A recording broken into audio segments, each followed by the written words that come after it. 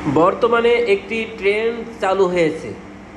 মানুষ স্পষ্ট হারাম কাজে জড়িয়ে আল্লাহর কাছে শুকরিয়া জ্ঞাপন করে ও সাহায্য প্রার্থনা করে।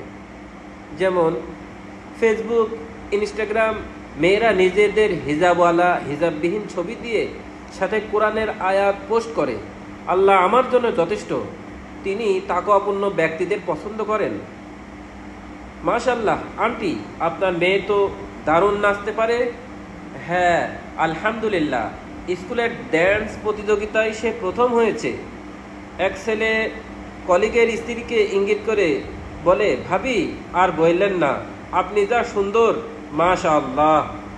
ইনশাল্লাহ এবার যদি আর্জেন্টিনা ওয়ার্ল্ড কাপ জিতে তাহলে আমি নামাজ শুরু করব।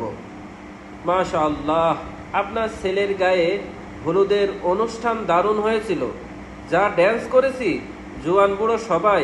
হ্যাঁ, দোয়া করবেন দ্বিতীয় ছেলেটার বিয়েও যেন এমনভাবে পালন করতে পারি।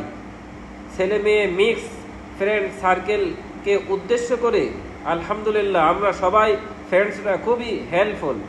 মাশাআল্লাহ, তোমাকে তো অনেক সুন্দর দেখায়, দাড়ি রাখবে কেন? মাশাআল্লাহ, আমার মেয়ে এতটাই সুন্দরী যে সব মানুষ ওর দিকে তাকিয়ে থাকে। দাজ্জালের এক পাশে থাকবে জান্নাত আর এক পাশে থাকবে জাহান্নাম। আমরা দাজ্জালের জান্নাতকেই আল্লাহর নিয়ামত মনে করছি। এখনই আমাদের এই অবস্থা, না জানি দাজ্জালের আগমনে কি হবে আমাদের। আল্লাহ আমাদের সবাইকে সঠিক বুঝ দান করুন।